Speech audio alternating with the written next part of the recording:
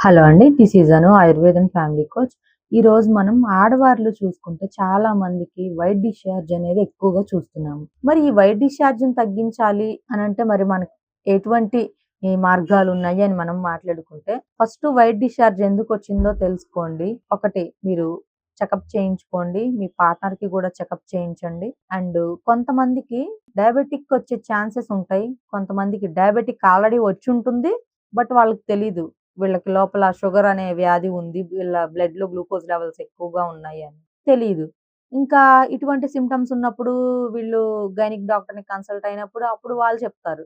So, అప్పుడు వాళ్ళు prefer చేసినప్పుడు టెస్ట్‌లకి వెళ్తే షుగర్ ఉన్నట్లుగా వీళ్ళకి తెలుస్తుంది. సో, షుగర్ ఉన్న వాళ్ళలో గూడా ఈ ప్రాబ్లమ్ అనేది ఉంటుంది. అండ్ హెవీగా స్వీట్స్ తినే వాళ్ళలో గూడా ఈ వైట్ డిశ్చార్జ్ అయ్యే ఛాన్స్ అనేది ఉంటుంది. So, these are the main reasons white discharge అవ్వడానికి. సో, మరి దీన్ని కంట్రోల్ చేసుకోవాలి అంటే ఒకటి వాటర్ ఎక్కువగా తీసుకోండి. అండ్ ఆకుకూరలు ఎక్కువగా తినండి. దాంతో పాటు యోగా, మెడిటేషన్ చేయండి. మీ లైఫ్ స్టైల్‌ని కరెక్ట్ చేసుకోండి. బ్యాడ్ హ్యాబిట్స్ ఉన్నా, ఒక పార్ట్నర్‌తో కాకుండా మల్టిపుల్ పార్ట్నర్స్‌తో మీకు అఫైర్స్ ఉన్నా, సో, అవన్నీ గూడా మానేస్తే ఇలాంటి రోగాలనేవి తగ్గుతాయి.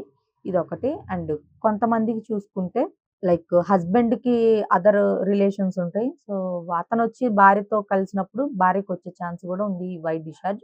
సో, ఇది గూడా మీరు కరెక్ట్ చేసుకోవాలి. అండ్ ఇంకొకటొచ్చేసి ఎప్పుడైతే వుమెన్ ఉంటారు గదా! సో, ఆ వుమెన్ అనేవాళ్ళు హైజీన్ హైజీన్ ఫుడ్ తీసుకోవడం. హైజీన్ అంటే ఎప్పుడు వీక్‌గా ఉండడం, నీరసంగా ఉండడం, సరైన ఆహారం తీసుకోకుండా ఏదో ఫ్యామిలీ కోసమని, పిల్లల కోసమని, వాళ్ళ హెల్త్ వాళ్ళు చూసుకోకుండా, మంచి ఫుడ్ తినకుండా ఏదో ఉన్నది తినేసి అట్లా ఉంటూ ఉంటారు. అలాంటప్పుడు కూడా వీళ్ళకి ఎనీమియా ప్రాబ్లమ్ వస్తుంది. ఆ ఎనీమియా ప్రాబ్లమ్ ఉన్న వాళ్ళలో కూడా మనం చూస్తాము. సో, అందుకని గుడ్ ఫుడ్ తీసుకోవడం మంచిది. ఇదొకటి.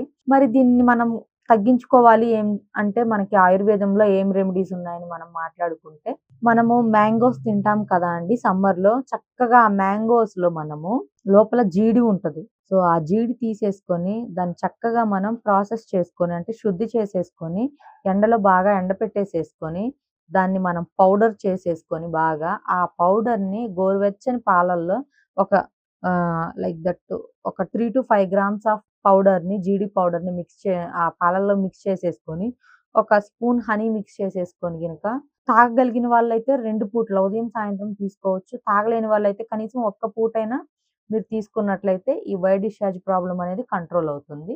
ఇదొకటి.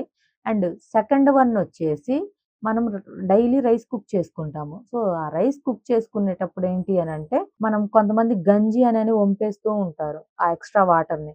సో, ఆ గంజిని ఏంటి అంటే పారబోసుకోకుండా చక్కగా ఒక గ్లాస్‌లో గాని, ఒక బౌల్‌లో గాని వంపేసేసుకొని, దాంట్లో కొంచెం సాల్ట్ అండ్ కొంచెం టర్మరిక్ పౌడర్ అంటే పసుపు, ఉప్పుని చక్కగా ఆ గంజిలో మీరు మిక్స్ చేసేసుకొని 2 పూటలు గనుక తాగినట్లయితే ఈ వైట్ డిశ్చార్జ్ ప్రాబ్లమ్ అనేది మీకు చాలా వరకు తగ్గే ఛాన్స్ అనేది ఉండింది. సో, నార్మల్‌గా స్టార్టింగ్ స్టేజ్‌లో ఉన్న వాళ్ళైతే ఈ టిప్స్ పాటించండి.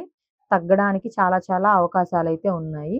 బట్ ఇవన్నీ చేసినా గూడా తగ్గలేదు అనేవాళ్ళు మీకు ఏదైనా ఎస్టీడీ ఇన్ఫెక్షన్ ఉన్నట్లుగా గుర్తుపెట్టుకోవాలి. లేదు అంటే లోపల ఏమన్నా క్యాన్సర్ ఉన్నా కూడా మీరు గుర్తుపెట్టుకోవాలి. ఈ 2 ప్రాబ్లమ్స్ ఉంటే మీకు ఇది వచ్చినట్టు మీరు కొంచెం ఆలోచించండి. సో, దీనికి ట్రీట్మెంట్ కావాలి అంటే డైరెక్ట్‌గా హైదరాబాద్ సనత్ నగర్‌లో క్లినిక్ ఉంది. వచ్చి కన్సల్ట్ అవ్వచ్చు. Thank you.